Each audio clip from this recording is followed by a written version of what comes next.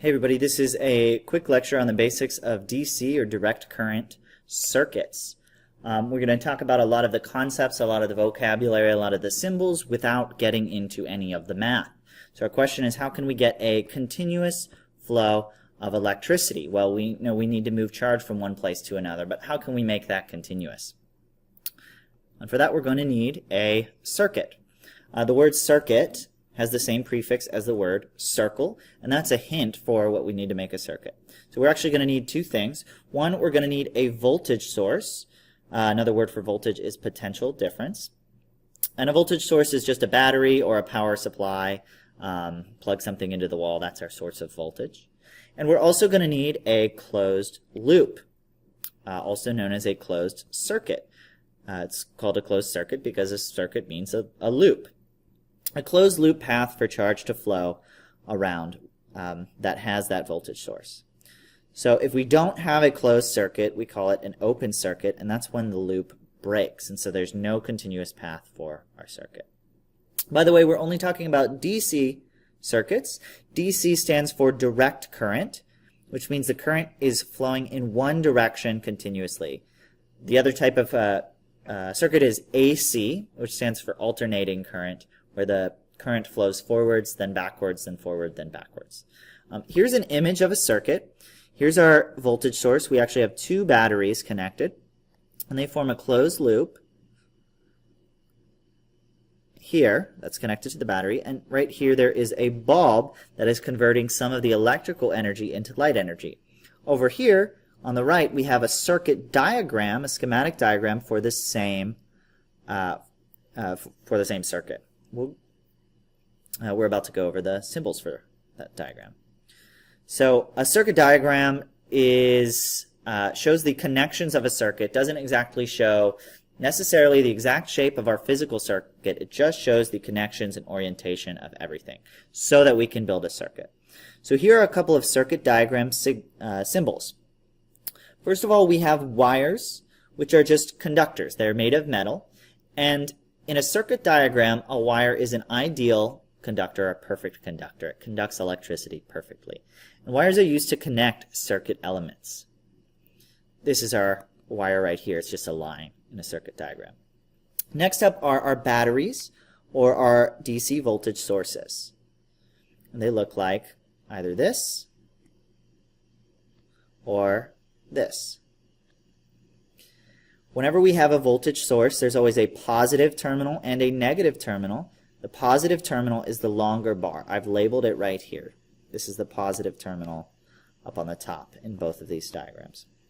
Notice in this right diagram, it looks like we have this left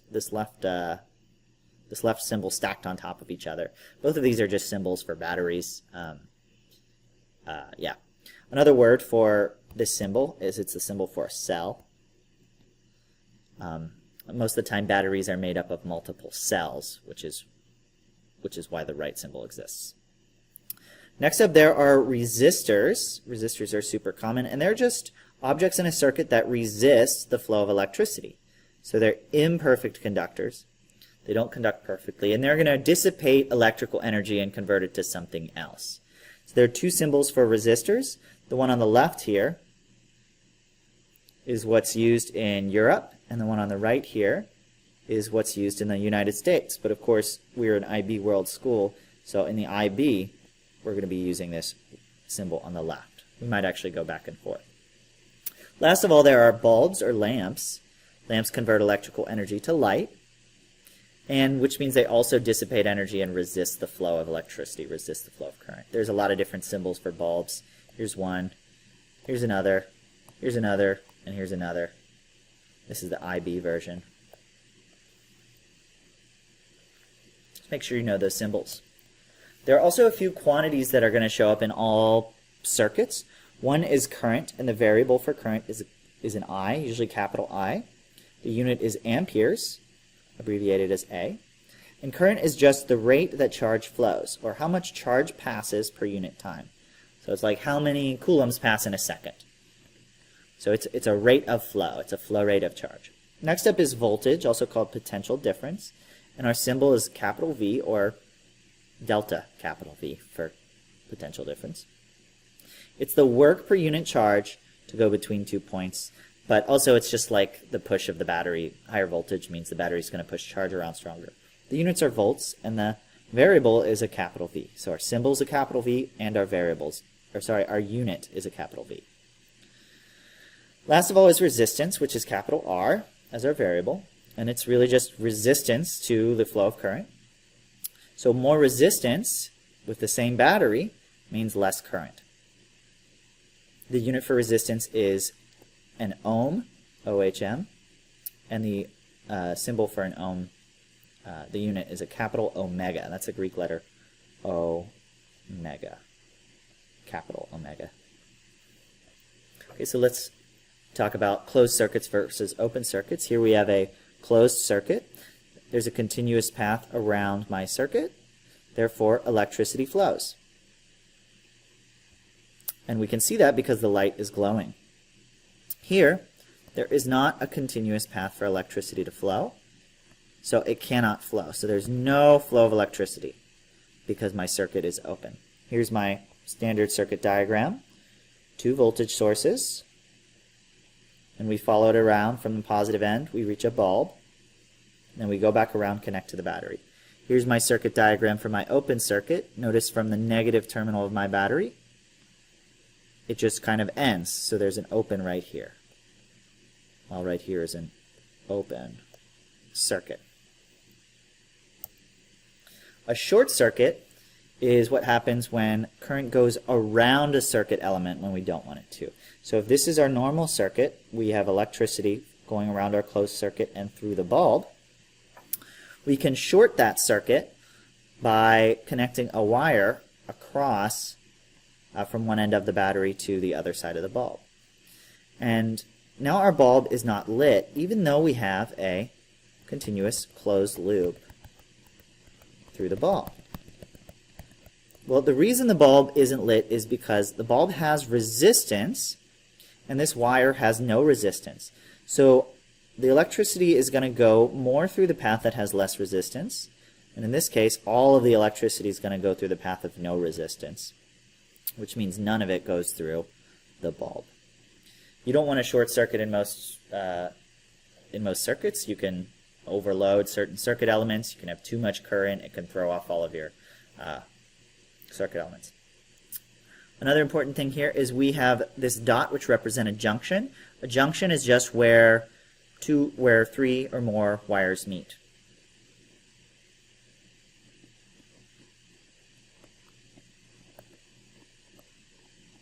Basically where there's a branch in a wire. So we can also have switches. Here's a single bulb circuit with a closed switch. There's our switch right here. We have open the switch over here. This is the symbol for an open switch. And here's our circuit diagram, including our switch. 2 voltage sources, 2 batteries, a bulb, and then a switch. In this diagram, our circuit is open. If it were closed, our current would flow around in a full loop.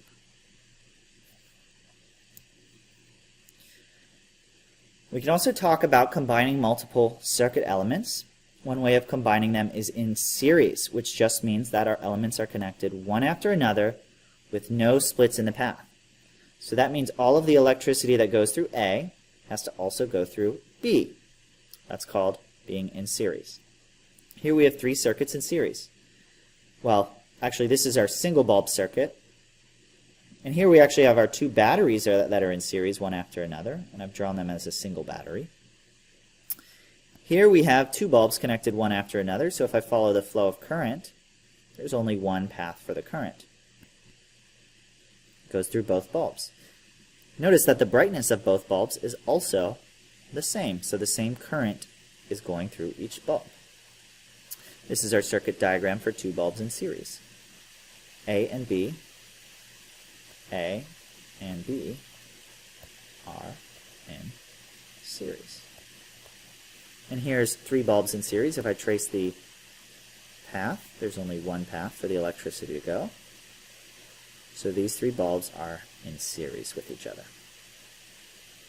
Notice that these are really dim. That's because when we connect resistors in series, there's more resistance, so we get less overall current in our circuit.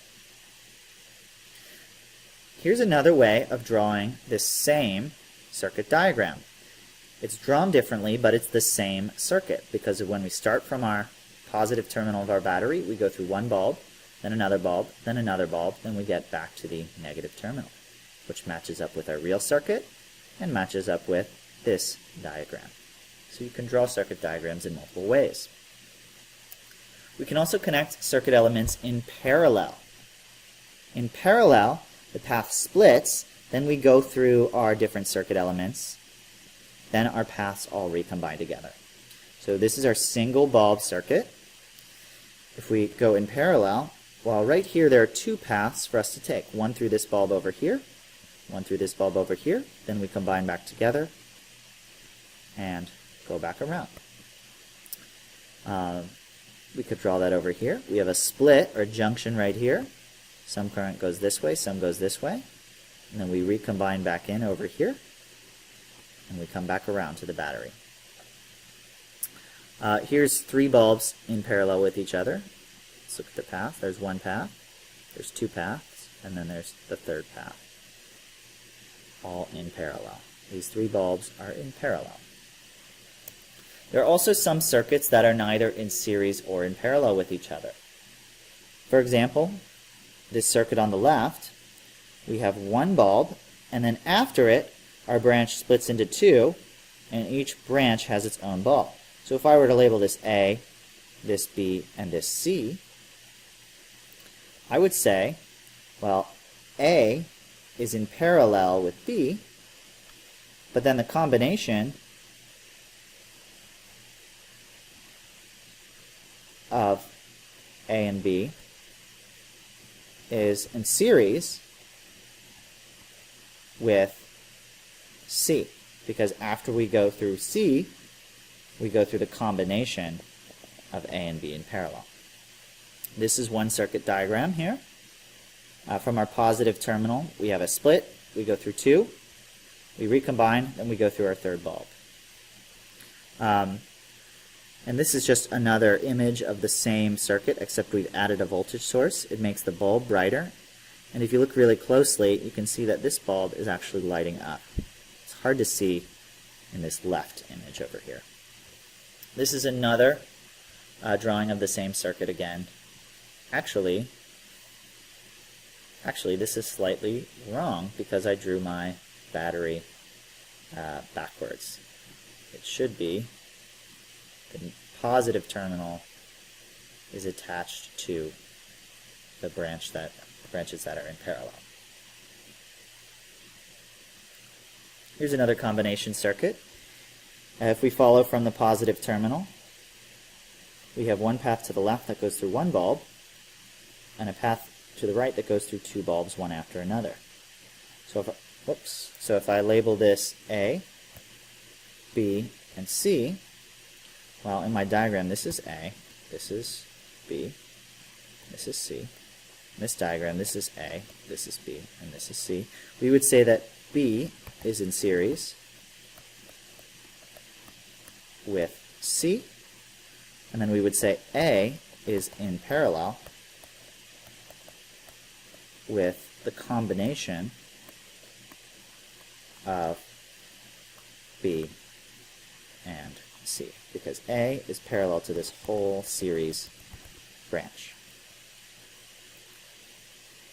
And in summary, to get continuous charge flow, we need a closed loop or a closed circuit and a voltage source.